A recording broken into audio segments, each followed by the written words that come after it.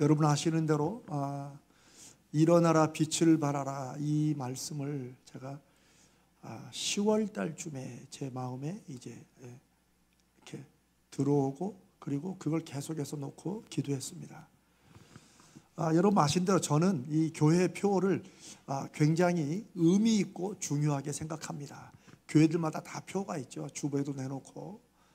그러나 저는 적어도 한 해에 우리가 어떤 표를 정한다고 그러면 그걸로 일단 제가 우리 당회 장로님들과 함께 우리 교회의 신앙의 목표를 그렇게 잡습니다. 제가 10월 달쯤에 일어나라 빛을 발하라 하는 그 말씀을 제가 이렇게 마음속에 이거구나 이건가를 시작해서 이제 10월 11월 해서 제가 우리 장로님께도 말씀드리고 또 우리 여러분께도 몇 번 말했죠.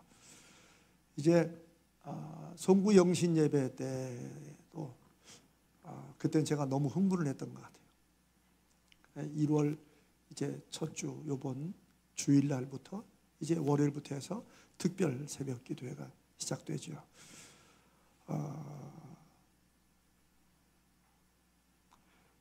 저는 이 일어나라 빛을 발하라는 이사야서 40장에 이사야서 40장의 그 말씀을 이사야 60장이죠. 60장의 그 말씀을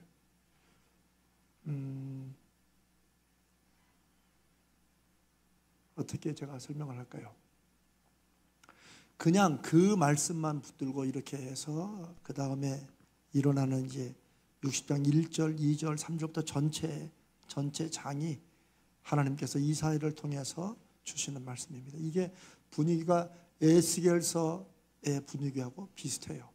왜냐하면 이미 나라는 망했고 포로에 잡혀 있고 아무런 소망과 계획을 가질 수 없는 그때에 하나님께서 에스겔을 통하여 소위 47장부터 성전에 물이 흘러나와서 모든 걸 회복하는 그런 이제 비전과 환상을 주시죠.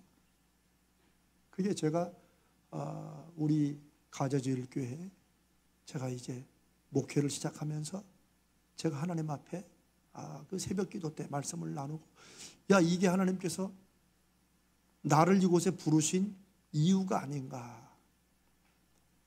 마침 또 우리 교회는 언덕에 있잖아요. 뭐 언덕에 있든 땅에 있든 중요한 게 아닌데 그런 것이 저에게 굉장히 분명하게 제가 또 이전부터 목회를 처음 시작할 때부터 미국에서부터 제가 가졌던 나도 한번 이런 교회를 하나님 한번 하게 해 주십시오. 사람들이 그 교회를 향해서 이렇게 나오는 발걸음들을 하나님 우리 가자제일교회에서 함께 이루도록 이런 말씀을 주신 게 아닙니까? 하는 이제 그런 마음을 가지고 제가 여호와 산마를 매번 이렇게 강조를 많이 했죠. 근데 그러고 이제 만 5년이 지났고 올해가 이제 6년차. 제가 6년이든 7년이든 10년이든 그게 중요한 게 아니지만 저는 하나님 앞에 어떤 그런 말씀이 오면 이 말씀이 지금 이 상황에서 우리 지금 이 상황에서 무엇을 뜻하는가 이걸 많이 생각합니다. 많이 생각해요. 왜냐하면 각 목회자들마다 특별히 이렇게 뭐 병이 걸렸다가 아주 뭐 암이나 이런 거 걸렸다가 나은 분들이 있죠. 그런 목회자들이 계십니다. 그런 분들은 그 사역의 중심이 또 그쪽으로 가는 경우가 많아요. 각 목회자마다 모든 목회자가 아니지만 그런 분들이 있죠. 근데 저한테는 하나님께서 제가 처음에 다시 하나님을 다시 만날 때도 그랬고 하나님이 어떤 게 말씀을 이렇게 성경 말씀이나 어떤 말씀을 이렇게 생각나게 하시거나 그게 그냥 이렇게 있다가 생각나는 이런 것도 많지만 그게 아니고 어떨 때는 이 분명하게 제가 오죽했으면 박사학위 논문을 이렇게 제가 이렇게 공중에 떠 있는 글자들을 이걸 보고 내가 적어가지고 이렇게 했다고 했겠습니까? 근데 그 후로 저에게는 하나님께서 이렇게 늘 주시는 건 아닌데 한 번씩 이렇게 말씀이 이렇게 딱 떠오르거나 이렇게 해가지고 분명한 이렇게 확신으로 올 때가 있습니다. 이번에 일어나라 빛을 발하라, 이제 제가 특별 새벽 부흥회도 준비를 해야 되고 막 이러면서 좀 제 나름의 이제 이사야 60장을 이렇게 계속 읽으면서 또 이렇게 분석도 하고 대체 이 말씀이 오늘 우리 상황에 뭔가 이렇게 많이 연구를 하고 고민을 하지 않겠어요? 그래서 이제 뭐 이렇게 설교에 대충 이 5번이니까 내일 이번 주일까지 6번을 이렇게 쭉 해서 줄기를 잡았는데 아무래도 마음에 이렇게 확신이 없는 거예요. 확신보다는 마음에 힘이 없어요. 힘이. 이렇게 하면 되겠구나. 이거구나. 이제 이런 게 없을 때가 있어요. 그래서 사실 우리 이제 당의 장로님들이 그걸 이해를 해 주셔가지고 작년 2024년도에는 특별 새벽 부흥회를 안 했습니다. 그거 기억은 하십니까? 정막래 권사님 몰라? 작년에 안 했어요. 못했습니다. 제가 장로님께 솔직히 말씀드렸어요. 3월 달인가. 말씀이 이게 뭘 해야 될지 아무리 기도해도 물론 뭐 억지로 잡아가지고 하면 되겠지만 저는 또 그게 또 안 돼요. 한번 이게 안 되면.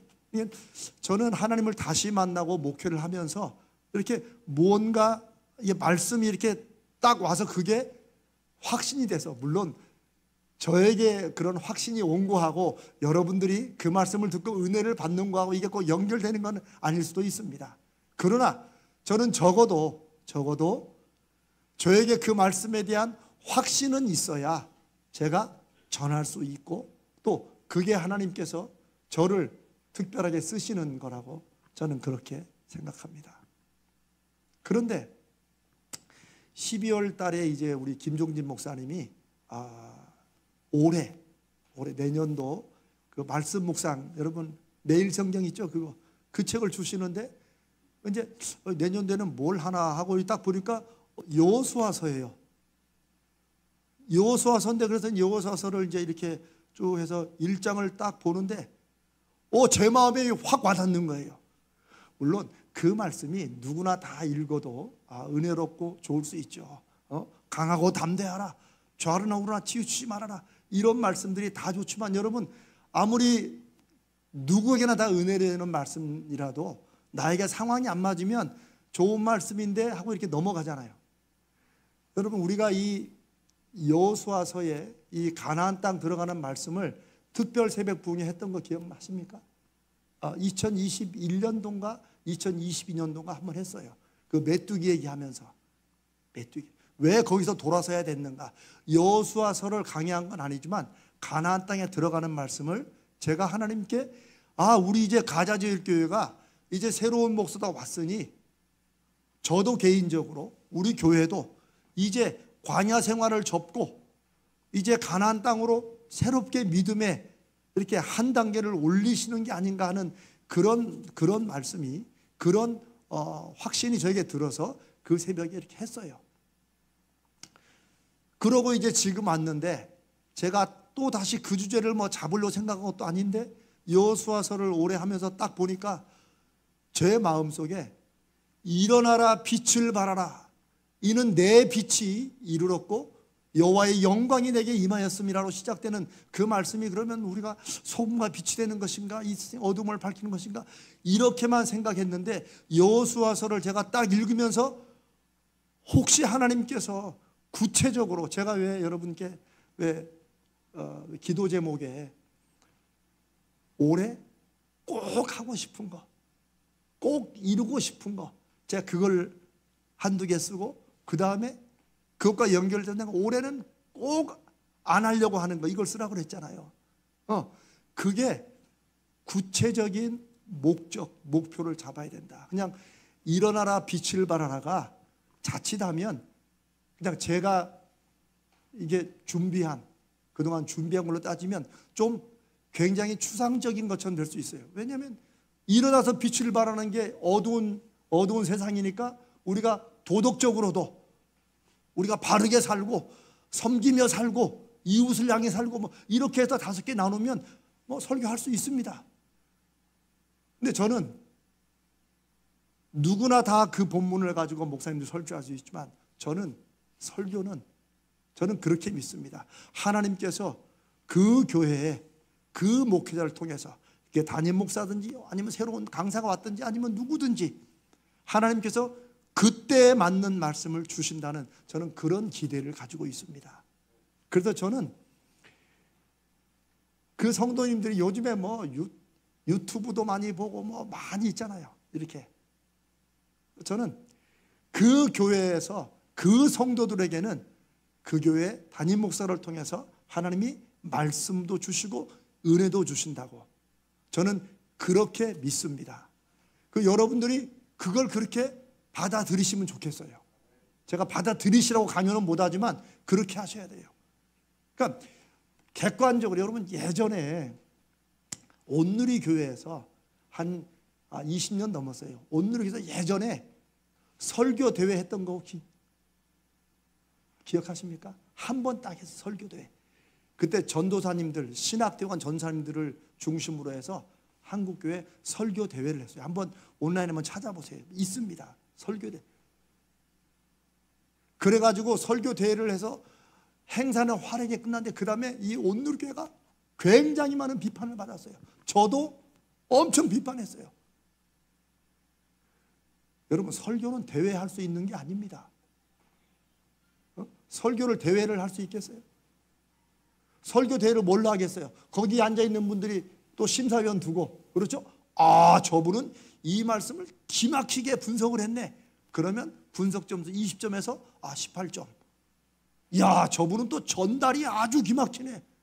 그러면 전달력에서 그 설교하게 보면 있어요. 그게 내용, 성경 내용 분석 한 파트, 전달력 한 파트, 다음에 적절한 제스처와 표정 한 파트, 그 다음에 좋은 감동적인 예화 한 파트, 뭐 이런 게 있어요. 설교학 때 배워요, 이렇게. 그런데 오늘의 교회는 한국 교회 이제 마치 교육자들을 이렇게 전사님들을 이렇게 준비시키고 설교에 뭔가 한번 그걸 주고자 했지만 그건 아주 중요한 한 가지를 망각한 거예요. 뭘 망각했을까요? 설교는 그냥 쉽게 말하면 그걸 이제 그 독일 신학적인 지침 레벤이라고, 지침 레벤. 삶의 현장, 그 시간 그곳에 주시는 말씀이라는 것이 굉장히 중요합니다. 제가 여러분 여러 번 말씀드렸죠. 우리 기독교는 2000년 전에 3000년 4000년에 말씀하신 하나님과 예수님의 그 좋은 교훈을 오늘날 받아가지고 우리도 그렇게 살자. 맞아요, 틀려요? 제가 사인을 줄게. 틀립니다. 제가 다른 종교와 우리가 믿는 예수 그리스도 기독교의 다른 것이 뭐냐면 불교는 교훈의 종교입니다. 석가모니의 했던 그 말씀 경전들을 쭉 보고 우리도 그렇게 살아야 된다. 교훈이에요. 불교는 절대 지금 부처님이 우리와 함께해서 이 말씀을 주신다고 말하지 않아요. 왜냐하면 그거는 그 불교의 신앙이나 경전에 그런 게 없어요. 오랜 동안 한국교회는 그렇게 우리도 이해를 했어요. 그래서 도덕적인 설교가 강조되던 때가 60년대, 70년대예요. 저와 여러분이 10대, 20대 때예요. 그때가. 그래서 한국 설교에 막 꾸짖고 뭘 하지만 그래서 많은 가정들이 그때 막 바람 피우고 막 이랬던 그런 가정들이 그 도덕적인 것에 깨닫고 막 돌아오고 막 그랬었어요. 그러다 80년대부터 본격적인 소위 부흥, 숫자가 늘어나는 부흥에, 왜? 그때가 70년대부터 이제 경제 부흥이 막 일어나면서 경제 성장이 일어나면서 교회도 특별히 순복음교회가 그 중심이 됐었어요. 그래가지고 우리도 예수 믿고 복 받고 이런 것들이 70년대까지 없었던 것은 아니지만 80년대에 강력하게 불기 시작했어요. 그래서 한국교회 가장 이 양적 성장의 그 때를 보면 80년대, 90년대예요. 그런데 그때는 말씀을 어떻게 이해했냐면 우리가 이 말씀을 이렇게 이대로 살아야 된다. 왜? 그게 옳은 거지. 그게 세상의 소금과 빛이 되는 것이지. 그런데 아닙니다. 그거는 뭐 틀린 건 아니지만 너무 한 부분만 본 거예요. 말씀은, 설교는 그 상황이 중요해요. 그 상황이. 하나님께서 지금 나에게 말씀하신다는 거예요. 우리가 나누는 설교에서 이게 빠지면, 그래서 저는 사실 온라인 설교도 그냥 이렇게 실시간으로 하는 것도 하나님께서 뭐 그렇게도 역사 하실 거라고 기대는 하지만, 너무 이렇게 막 유튜브에 올려놓고 누구나 다 들으면 물론 좋은 얘기죠. 감동적인 얘기죠. 그러나 그런 좋은 감동은 하나님이, 성령이 역사하시는 것과는 좀 차이가 있다는 거예요. 물론 오래된 설교를 다시 들으면서 그때도 성령이 역사하시지 않느냐, 뭐 그럴 수 있어요. 그러나 그래도 설교는 지금 제가 목사로서 준비한 말씀이 있어요. 지금 여러분이 이곳서 저와 함께 듣고 나누는 이 말씀, 이때 하나님께서, 제가 준비한 말씀이지만 여러분 각자에게 하나님께서 서로 다르게 이해할 수 있죠. 좀 다른 면으로 더 받을 수는 있죠. 그러나 설교자는 그걸 굳이 염려하고 고민하지 말아야 됩니다. 그걸 오해해가지고 잘못된 경우도 있지만 그걸 다 생각하면 어떻게 돼요? 이 말씀할 때 어느 집사님이 좀 상처받지 않을까? 요거는, 이렇게 생각하면 설교에서 할 수 있는 말이 없어요. 이 말씀으로 누구를 좀 위로해야겠고, 누구에게, 이렇게 설교를 준비할 수도 없고 해서도 안 됩니다. 제가 이런 걸 저는 확신하고 그걸 또 그렇게 마음에 믿기 때문에 제가 오늘 2025년도를 시작하는 이 첫 금요일에 일어나라 빛을 발하라 하는 이 말씀이, 설교는 다 이렇게 해서 주일부터 금요일까지 6번을 대충 짜놨는데 아무리도 이게 마음에 와닿지 않아서 제가 뭐 고민하고 죄송합니다, 안 되면 그냥 가야지 이 생각했다가, 제가 12월 중순인가 김종민 목사님이 그 말씀 묵상 책을 주면서 여호수아서를 시작을 보고 제가 하나님께서 이걸 우리에게 구체적인 것으로 주시지 않나, 이런 마음이 제가 생겼습니다. 다시 말씀드리면, 일어나라 빛을 발하라고 하는 그 말씀에서 우리가 막연하게 어쩌면 여러분도 다 깨닫고 내가 어디에서 일어나고 빛을 발해야 되지 이럴 수 있습니다. 잘 하시는 겁니다. 하나님께서 그렇게 여러분들에게 말씀해 주시기를 저도 바라고 기도합니다.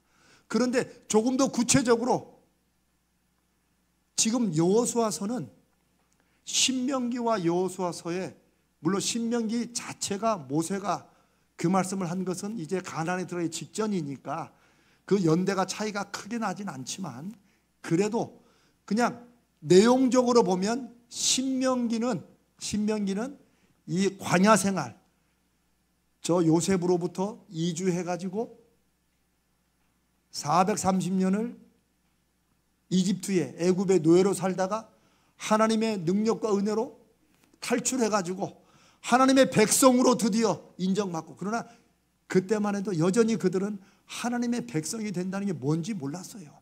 시내산에서 말씀도 받았지만 잘 모르는 거예요. 그러니까 모세를 기다리다 뭘 만들었어요? 답답해서 금송아지를 만들었죠. 여러분, 이게 이 사건을 우리가 다 알고 시험 보는 거 아니에요. 그러나 그런 사람들의 보이시지 않는 하나님에 대한 이런 믿음의 관계가, 그것이 잘못되고 그걸 기다리다가 잘못 틀어질 때 어떤 일이 일어날 수 있는가 하는 것은, 우리 몇천 년에 앞서 살았던 그 사람들의 그런 일과 우리가 큰 차이가 없다는 거예요. 그래서 그건 교훈만 주시는 게 아니고, 그러니까 우리 금송아지 만들지 맙시다, 그게 아니라 그들이 하나님을 기다리고 모세를 기다리다가 금송아지를 만들게 된 그런 마음의 상황과 답답함이 오늘 우리가 살아가는 이 시대에서도 하나님의 표징을 구하고 우리가 너희 믿음대로 되라고 하는 그 표로 2년을 살았고 이런 중에 이미 여러분들은 저 오기 전에도 40년 50년씩 더 넘게 신앙생활을 잘 해오셨습니다. 여러분이 무언가 잘못했기 때문에 하나님께서 저를 보내가지고 그걸 고치려고 하시는 게 아니고, 하나님이 새로운 목사를 그 교회에 보내실 때는 하나님이 그 목사를 통해서 하시는, 주시고자 하는 말씀과 은혜가 있다고 저는 그렇게 믿고 기대합니다. 그런데 저를 통해 주시는 말씀과 그거는 하나님이 저의 경험을 통해서 저를 준비시키고 제가 겪었던 일들을 통해서 하나님이 그렇게 주시는 게 많아요. 그런 거예요. 그래서 여러분, 우리가 마태복음, 누가복음, 마가복음, 요한복음 똑같이 예수님의 일대기를 다른 복음서인데 그걸 기록한 사람들마다 약간씩 이게 다르다는 거 있잖아요. 베드로도 주님이 부르셔 사용하셨고 사도 바울도 주님이 부르셔서 사용했어요. 야고보도 그래요. 그러나 이들의 성경에 기록된 편지 글을 보면 다릅니다. 뭐가 달라요? 내용은 예수 그리스도예요. 예수님이 그리스도시다예요, 다. 그러나 예수가 그리스도시다는 것을 성도들에게 강조하고 전하고 표현하고 이렇게 하는 중심들은 베드로가 다르고 야고보가 다르고 바울이 달라요. 우리 가자지엘교회 이재명 목사가 오지 않고 만약에 다른 분이 왔더라면 전혀 이런 것이 아닌 또 다른 길로 하나님께서 그 목사의 경험과 교육과 기도를 통해서 여러분들을 위한 말씀을 주셨을 겁니다. 그러니까 지금은 제가 온 거예요. 5년 동안. 그리고 저는 이 5년, 이제 6년째 일어나라 빛을 발하라는 말씀을 하나님이 정말 저에게 주셨으면, 이게 우리 장로님들도 우리 장로님들은 그거야 목사님이 정하는 거니까 그렇게 할 수도 있겠지만, 저는 우리 성도들에게 정말 올해 2025년은 내가 지금까지 신앙생활 해왔던 그 어떤 해보다도 그러면 한번 하나님이 나를 좀 일어나게 해주시고 나도 일어나고, 그게 개인의 사업이든지 직장생활이든지 혹은 자신의 삶에서든지 가정의 관계 무슨 일에서나, 어떤 분은 개인의 성격에서도 한 20몇 분이 이제 기도 제목을 냈는데 제가 기도 제목을 쭉 봤습니다. 근데 감사하게도 아주 구체적으로 기도 제목을 쓰셨더라고요. 하지 않을 것도 그렇고 잘하신 겁니다. 제가 그걸 놓고 기도하고 또 기도하는 중에 하나님이 또 뭔가 말씀을 주시면 제가 만나서 같이 기도할 그런 마음도 있습니다. 중요한 것은 일어나라 빛을 발하라고 하는 하나님이 저에게 주신 그 말씀과 올해 표로 잡고 제가 이렇게 가려고 하는 이것이, 사랑하는 여러분들에게도 하나님께서 올해는 나도 내 가정도 내 자식들도 우리 순도 우리 교회도 정말 한번 일어나서 빛을 발하는 거. 그 누구 빛을 발하는 거예요? 하나님께서 이미 우리에게 빛을 주신 거예요. 내 빛이 이르렀고 하는 말은 하나님이 우리에게 주실 그 빛을 이미 보내주신 거예요. 그러나 그 빛을 어떻게 보면 발하라라고 말하지만 우리는 발광체가 아니라 스스로 빛을 발하는 발광체, 즉 태양이 아니라 우리는 반사체예요. 반사체. 빛이 와야지 그 빛을 비출 수 있는 존재라는 거예요. 그러니까 우리는 어떤 면에서는 태양이 아니라 뭐겠어요? 달인 거죠, 달. 아유, 달이 어두워가지고 빛이나 비출 수 있겠나 싶지만 아니에요. 캄캄한 데서는 우리가 1월 1일 날 송구영신 예배 그 촛불 세레모니를 할 몇 년 전부터 장로님들이 그거 한번 합시다 해도 제가 그게 교회들마다 많이 하는데 또 할까 이렇게 해서 별로 그냥 죄송합니다. 제 마음에 안 와닿아서 별로 지나갔어요. 근데 이번에는 야, 이거 해야겠다 싶더라고요. 어두울수록 빛이 크고 환한 게 중요한 게 아니라 작은 빛이라도 빛을 발하는 것부터 하나님의 역사가 시작되기 때문입니다. 아멘.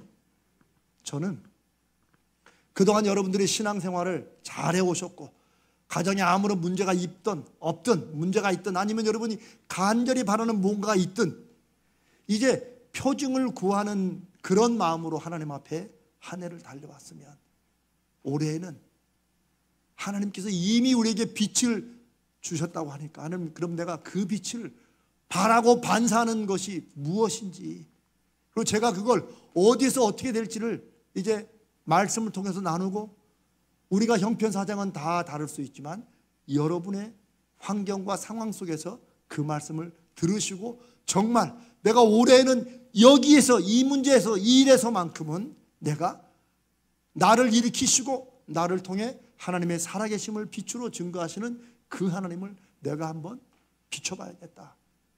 이제 이런 경험, 이런 결심이 있으시길 바랍니다.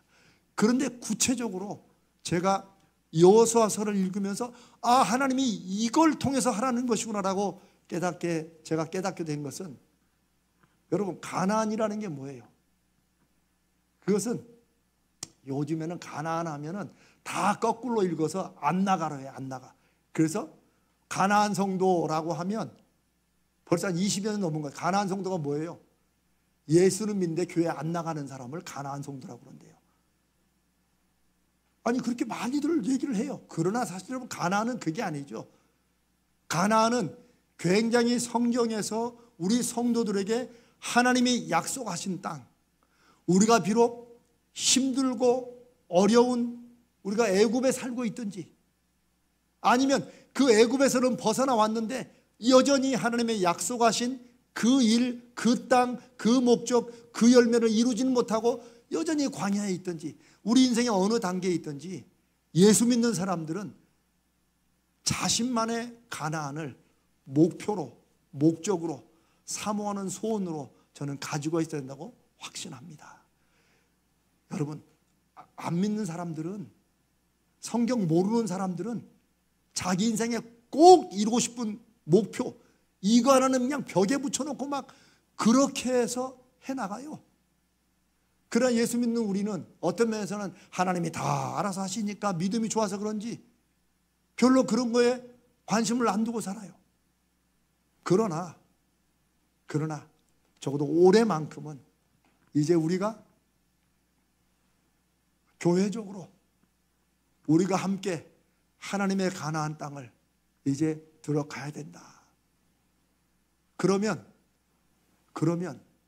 여호수아하고 갈렙, 그 둘이 그냥 마음 먹는다고 되는 게 아니에요. 그냥 저하고 우리 당의 장로님들이나 우리 교육자들하고만 이렇게 해도 되는 게 아니고, 여러분 각자도 하나님께서 말씀해 주셔서 우리의 신앙생활의 목적과 목표는 그 가나안 땅에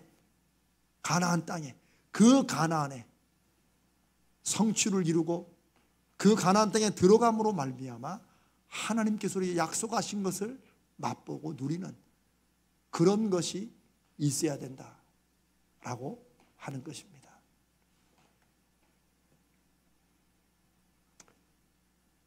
저는 일어나라 빛을 발하라 라고 하는 이 말씀을 제가 다른 질문으로 던지면, 그러면 여러분이 들어가고 싶은 그 가나안은 무엇이고 어디냐 하는 거예요. 그냥 목사님이 가자면 가는 대로 가죠. 그것도 감사하지만 여러분의 가나안은 어디인가, 무엇인가, 그게 바로 제가 여러분에게 기도 제목으로 올해 꼭 이루고 싶은 거, 꼭 하고 싶은 거, 그걸 가나안이라고 생각하시면 좋을 것 같아요. 어떤 분은 자녀의 결혼을 쓰셨더라고요. 제가 잘했다고 그랬어요. 그냥 혼자 하는 거죠. 잘했다. 무슨 가나안 땅이 무슨 자녀 결혼식. 그분에게는 하나님 올 한 해 우리 자녀 이 결혼 꼭 해야 됩니다. 그러면 앞으로 제가 이제 올 한 해 여러분들과 함께 나누면서 놓고 기도하는 그런 제목들과 진행하는 과정에서 하나님께서 여러분들에게 그냥 막연히 기다리는 게 아니고, 정말 자녀의 결혼을 원하면 하나님께서 그 가나안으로 가는 길, 마침 오늘 이제 주제가 가나안으로 가는 길이라는 첫 번째 주제예요. 그 가나안으로 가는 길이 있고, 그 가나안을 위해서 준비해야 될 게 있고, 그 가나안에 들어가서 우리가 해야 될 일이 있고, 뭐 이렇게 많잖아요. 그런 것을 향해서 구체적으로 하나님 앞에 정하고 또 마음에 확증하고 가는 거예요. 그게 안 될 때도 있죠. 그럼 이건 아닌가 하고 또 사도 바울처럼 또 기도하는 거예요. 성령이 막으시면 다시 기도하면서 또 다른 쪽으로 가보는 거예요. 저는 이게 하나님께서 저에게 주신 말씀이에요. 모르겠습니다. 이런 말씀이 그냥 오랜 동안 신앙생활 해보시고 사는 분들에게 그게 말씀의 은혜가 안 될지는 모르겠지만, 저는 성경을 보면 하나님께서 이런 말씀들로 이렇게 연결해 주시고 또 깨닫게 하시고 확신시켜 주실 때가 있어요. 여러분, 지난 5년 동안 여러분 기억 못하겠지만 저는 설교를 다 원고로 쓰니까 제가 12월 한 말쯤에 제가 지난 5년간의 설교를 한번 쭉 봤어요. 쭉. 근데 그거 아세요? 제가 대한민국에서 목사님들이 할 수 있는 그 설교 스타일은 거의 다 해본 것 같아요. 잘 모르시겠죠, 여러분. 완전 지나가지고. 그러나 저는 주제 설교도 해봤고 강해 설교도 해봤고 이런저런 설교를 다 해봤어요. 왜 그럴까요? 제가 뭐 이거 하다 실수나서 이거 해보고 그랬겠어요? 아니에요. 저도 해보다가 우리 성도들에게 이게 잘 안 맞나 싶으니까 이렇게도 바꿔보고 저렇게도 바꿔보고. 그런데 2025년도에는 저는 이제 이렇게 하려고 합니다. 어떻게? 여러분들이 지금부터 이제 1월 한 달 동안에는 4번 그 구정 있는 주간은 빼고 4번, 오늘 3일인가요? 3일, 10일, 17일, 24일 요 4번 동안에 여러분의 가나안이 무엇인가? 하나의 상징적인 거죠. 비전이죠. 내가 올 한 해 하나님 이것만큼은 꼭 이루어 주십시오. 자녀와 혹은 아내와 혹은 남편과 제자 훈련을 하기를 원하는 그런 제목을 쓰신 분도 있더라고요. 잘 하시는 거예요. 그게 아무것도 아닐지 모르지만 그것을 하나님께서 어떻게 이루어 주시는지를 내가 하나님이 나를 이끄시는 가나안 땅으로 믿고 그것을 향해서 하나님 저에게 길도 이루어 주시고 제가 무엇을 준비해야 될지도 말씀해 주시옵소서. 기도는 구체적일수록, 그리고 구체적인 기도를 향해서 내가 실제적으로 순종하고 실행할수록 그 일이 나타나는 거예요. 설교는 하나님께서 사람이 준비한 설교 내용을 통해서 하나님의 음성으로 사람들의 마음을 불을 붙이시는 거예요. 불을 붙이시는 거예요. 그걸 다른 말로 하면 동기부여를 하는 거예요. 나도 이렇게 하고 싶다. 나도 해야겠다. 이것은 하나님이 주시는 말씀을 통한 역사보다도 더 강력한 건 없어요. 이 세상에 가장 많은 동기부여는 뭡니까? 돈입니다. 이거 하면 대박이야. 그러니까 그렇게 속고 속아도 또 주식을 사는 거예요. 친구들 만들 거 그렇게 TV에서 친구들 말 듣고 이거 너만 아는 비밀인데 너한테만 주는 건데 하지 말라고 해도 사람이라는 게 한번 고기에 딱 빠지면 경주마 같이 이렇게 딱 돼가지고 앞만 보고 그래 속고 또 속고 또 속는 거예요. 가장 큰 동기부여는 긍정적으로는 돈이에요. 세상에서 가장 강력한 부정적인 동기부여, 사람을 하여금 뭔가를 하도록 억지로라도 하도록 결심하는 가장 부정적인 마음에 움직이는 건 뭔지 아세요? 죽음이에요. 속된 말로 너 죽을래? 실제적으로 죽음의 위협이 닥치면 다 합니다. 그런데 예수 믿는 우리 믿음에 강력한 건 무엇입니까? 주님이 죽으셨지만 그 죽음이 주님을 이기지 못한다는 것을 주님께서 증거해 주신 거예요. 확실히 보여주신 거예요. 이 다시 살아나심으로. 그게 우리가 믿는 예수 그리스도, 이 기독교 부활이 중요한 이유입니다. 이 세상 인류 역사의 가장 강력한 권력과 힘은 죽음이었어요. 그래서 우리가 찬송들에 뭐 죽음의 권세를 이기고 뭐 그런 말들, 사실 정말 죽음에 가까이에서 그걸 경험해 본 사람은 그 죽음을 이긴다는 것이 얼마나 큰 건지 알아요. 돈과 죽음, 이것까지도 우리가 이길 수 있음을 믿고 살아가는 거예요. 살아가는 거예요.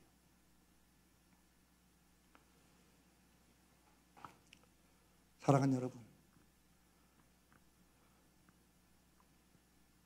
지금 여러분이 개인적으로 우리 교회가 이 광야 생활을 얼마나 했는지 모르지만 저는 하나님 앞에 간절히 기도하기는, 하나님, 이제 하나님이 말씀하신 그 약속을 다시 듣고 이 광야 생활을 끝내고 우리 각자 여러분 각자의 하나님이 약속하신 그 가나안으로, 정말 예수 믿는 게 이런 행복이구나, 이런 맛이 있구나, 그 작은 것부터 정말 여러분의 삶에 하나님이 역사하시고 하나님이 이끄시는 그 가나안으로 들어가는 그런 구체적이고 실질적인 그런 2025년이 되기를 간절히 바랍니다. 여러분이 그런 거룩한 소원을 가지세요. 아니, 그런 실제적인 소원을 가지십시오. 아직 내가 그 가나안이 뭔지 모르겠다면 하나님께 기도하세요. 그러면 하나님 나에게 무슨 약속을 주십니까? 그게 표징을 구하자는 거 아니었어요, 사실. 그 기도원의 마음이, 여러분 마음이 좀 공감이 되시죠? 저는 너무나 공감이 됐어요. 아니, 하나님, 제가 목사인데 하나님 살아계신다고 전하는데 하나님이 제가 전하는 말씀이나 함께 나누는 설교를 통해서 성도들이 하나도 삶에 변화가 없고 그러면 하나님이 대체 살아계시는 겁니까? 이게 기도원이 한 말과 똑같죠. 하나님이 살아계시면 어떻게 우리에게 이런 일이 일어납니까? 사람들도 많이 그런 말하지. 야, 네가 말하는 하나님이 살아있으면 이런 일이, 세상이 이렇게 되겠냐? 우리는 수없이 그런 질문을 들어요. 그게 시편 42편에 고라자손이 한 시 아닙니까? 사람들이 종일 나더러 하는 말이, 네 하나님이 어디 있냐? 네 하나님이 어디 있느냐니 내 눈물이 밤낮으로 음식이 되었다. 구약부터 신약까지 성도들은 시대 속에 살면서 늘 사람과 세상과 환경으로부터 너 하나님 믿는다며? 근데 너 그거밖에 안 돼? 이런 질문과 이런 손가락질과 이런 평가를 받고 살아왔습니다. 우리도 마찬가지고요. 그런 것을 알고 깨닫는 게 바로 영적으로 깨어있다는 것입니다. 그냥 내 인생이나 내 가정에 큰 어려움 안 생기고 그냥 무난하게 살아가면 다 하나님의 은혜고 축복인 줄 알지만, 하나님은 시대마다 영적으로 깨어있는 사람들을 하나님이 세우시고 사용하시는 이유는, 이 세상이 너무 좋고 편하면 그러면 우리의 믿음을 다시 돌아봐야 된다는 거예요. 제가 오늘 새벽에 말씀을 나누면서 그런 얘기를 했습니다. 여러분, 가나안 입구에서 10명의 정탐꾼의 반대로 온 이스라엘이 차라리 광야로 돌아가자 해 돌아왔잖아요. 그렇죠? 그런데 정확히는 38년이죠. 2년은 애굽에서 그 가나안 앞에까지 오는 게 한 1년 8개월, 2년 걸렸고, 그런데 그 40년이라는 것은 상징적인 숫자인데, 그 40년이 뭐냐면 12 정탐꾼들이 가나안 땅을 탐지한 날이 40일이에요. 그래서 하루를 40년으로 하나님이 계산하신 거예요. 그래서 제가 그런 말씀을 여러 번 나눴죠. 오늘 새벽에도.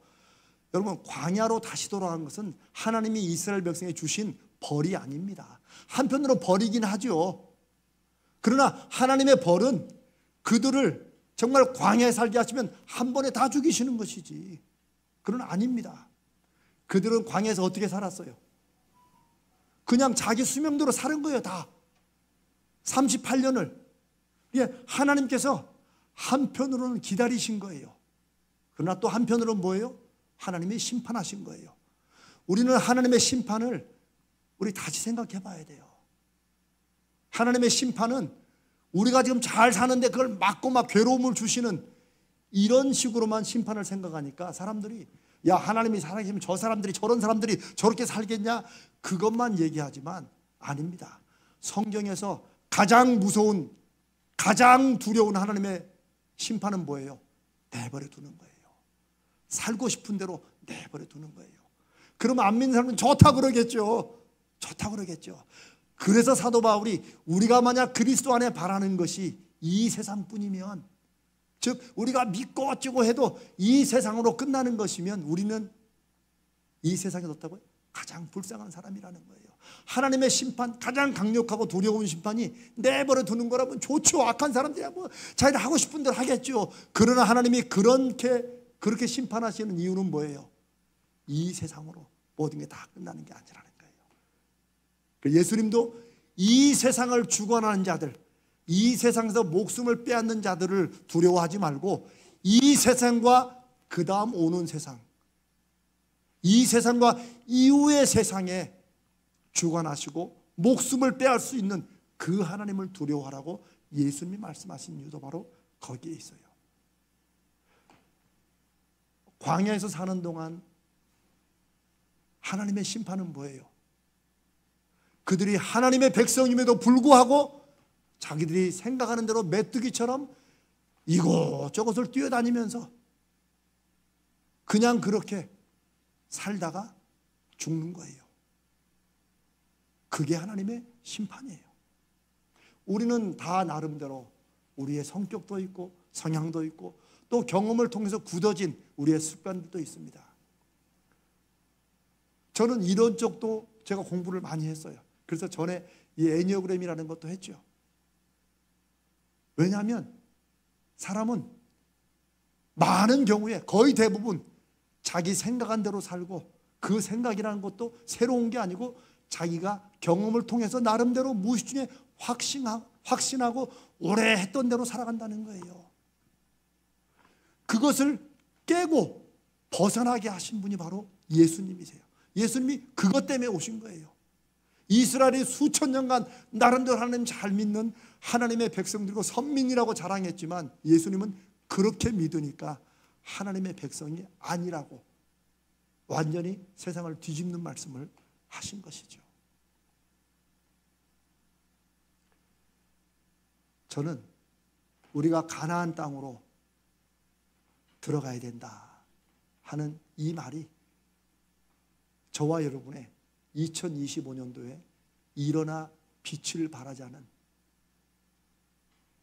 그 하나님의 말씀에 우리가 구체적으로 실질적으로 나에게 가나안은, 나에게 하나님이 주신 약속은, 내가 하나님을 믿을 때 내가 간절히 바라는 게 무엇인지를 한번 구체적으로 한번 잡고, 여러분 2024년에 얼마 여보 애쓰셨어요. 저도 제가 힘들어 보니까 알겠더라고요. 여러분 저와 함께 표적을 구하는 기도를 많이 하시지만 지금 그거 안 된 분들 아마 꽤 많아요. 저는 그거 다 제가 부족해서라고 저는 그렇게 믿습니다. 그러나 아직 실망하지 마시고 포기하지 마시고 하나님께서 나를 약속하신 가나안 땅으로 인도하신다는 그런 기대를 한번 가지고 다시 해보자고요. 이제는 거기에 막 매이지 말고 하나님 나를 한번 써서 하나님의 빛을 발해 주시라고 그렇게 나가보자고요. 저는 올해 가나안으로 가기 위한 그런 준비를, 그게 여러분의 습관의 문제든지 혹은 관계의 문제든지 아니면 정말 기회가 안 와가지고 남들은 다 펑펑 터진 나만 기회가 안 와가지고 그런 기회든지 그것이 무엇이든지 하나님 저를 하나님의 자녀로 일어나게 하시고 하나님이 이미 우리에게 주신 빛을 발하게 하시려거든 이 일에 여기에 한번 역사해 주시라고. 그리고 저는 그것을 어떻게 적어도 뭐 그게 딱 맞는 건 아니겠지만 이렇게 저렇게 할 수 있는 그런 길들을 제가 이제 공부한 게 또 바로 그런 거니까요. 제가 성도들과 함께 나누면서 경험한 많은 분들의 열매들도 바로 그거였습니다. 제가 제일 잘할 수 있는 거예요. 제가 하고 싶은 건 따로 있지만 제가 쭉 생각하면서 제가 인생에서 제 목회자로 꼭 해야 될 일이 있고, 제가 잘할 수 있는 게 있고, 제가 꼭 하고 싶은 게 있고, 이렇게 세 가지로 한다면 저는 2025년 한 해는 제가 잘할 수 있는 거, 여기에만 힘을 쏟아서 가려고 합니다. 그러니 여러분, 거기에 저와 여러분도, 저도 제가 하나님 앞에 바라는 가나안이 있어요. 여러분도 있으실 겁니다. 없는 분들은 올 1월에 오늘부터 시작해서 그걸 하나님 앞에 한번 생각해보고 정말 우리 가족들 모두가 그냥 안 아프고 건강하면 좋겠다, 그게 여러분의 가나안이라면 그걸 써놓고 그걸 위해서 뭘 할지를 거기에 힘을 쏟으셔야 돼요.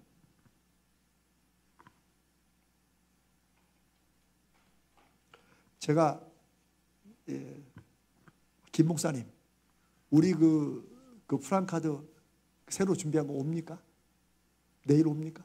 고맙습니다. 제가 김 목사님 급하게 우리 프랑카드 이쪽에 보면, 이쪽에는 일어나라 빛을 발하라 되어 있고, 또 여기는 뭐 써 있었죠?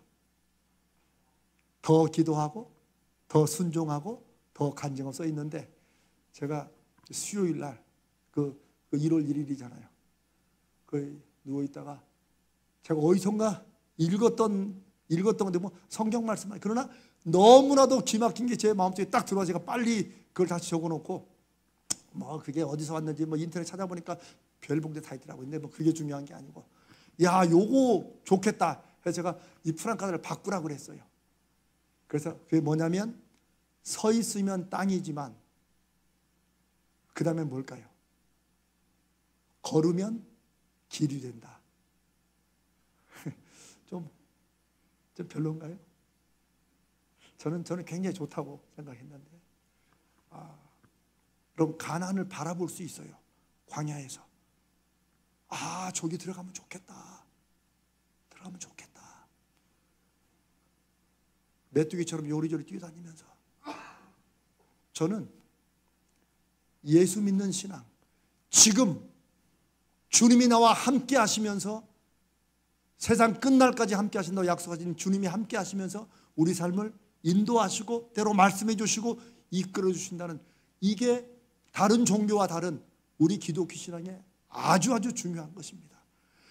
함께 하신 하나님, 역사하시는 주님을 믿으면 우리가 계속 신앙생활 하면서 우리 인생에서, 그게 뭐 자녀의 문제든지 아니면 물질적인 문제든지 관계의 문제든지 무슨 문제든지, 그냥 그 문제에서 계속 벗어나지 못하면 우리는 계속 광야에 서서 가나안만 바라보는 그런 신앙생활일 수 있다는 거예요. 뭐 제가 자꾸 우리 집안을 얘기하는 건 제가 부끄러움을 몰라서 그러는 게 아니에요.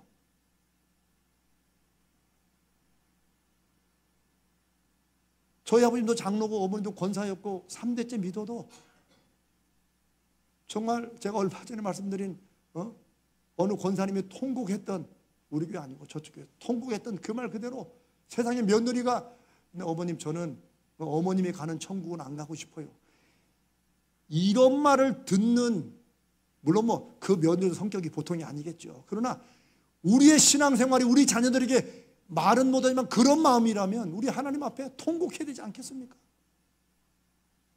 내가 뭘 잘못했나 이전에, 하나님 내 삶에 내가 계속 메뚜기처럼 이 광야에서 저 광야로 이것만 뛰어다니니까,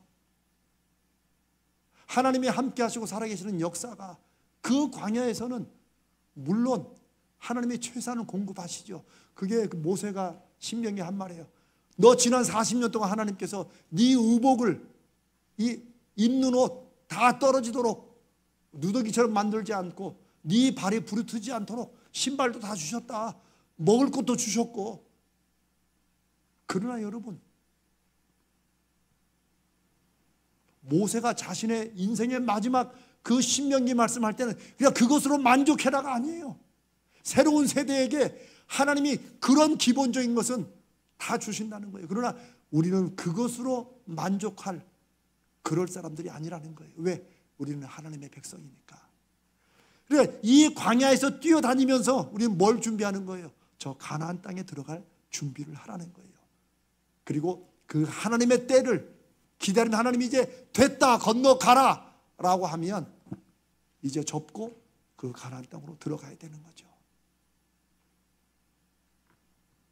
저는 예수 믿는 일에 예수 믿고 살아가는 우리의 삶에 어떤 면에서 좀 쉽게 말하면 꿈을 좀 크게 가지고 아니면 정말 그냥 아예 기도원처럼 하나님이 정말 살아계시면 이거 한번 해주시고 그거 진짜 붙잡고 평생을 살아서 하나님을 경험하는 게 저는 누구보다도 어떤 인생보다도 저는 가치 있고 의미 있고 저는 영적으로 충만한 그런 삶이라고 믿습니다.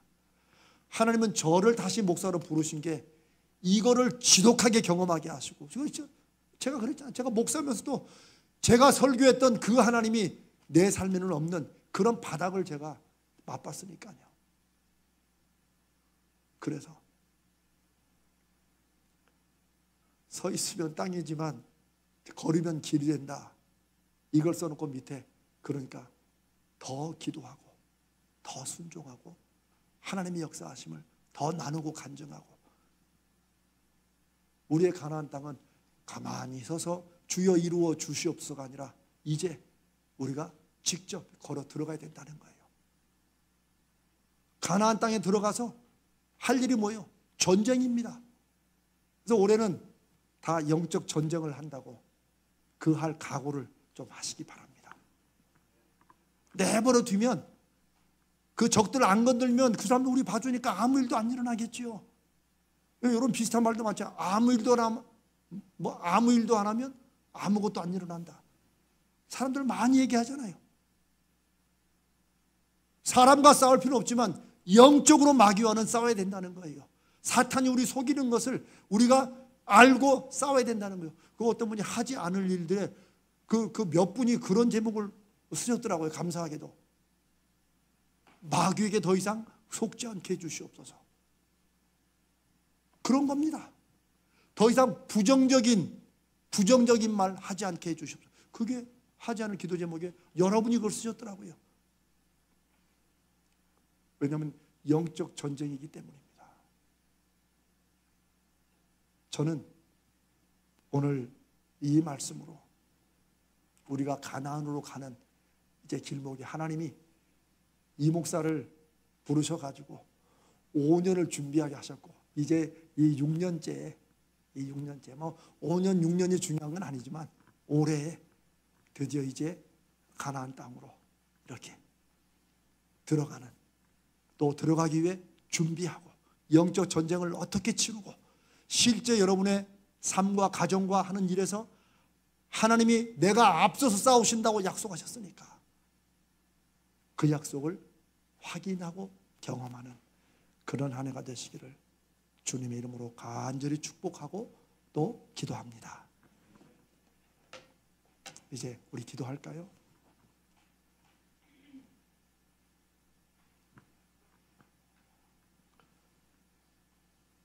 저는 여러분들이 하나님이 여러분에게 주신 가나안 또 여러분 교회를 위해서도 우리가 함께 들어가고 이루어야 될 가나안 저는 저 퀴즈 카페를 하나님이 주신 표징이라고 저는 계속 확인을 합니다. 확신합니다.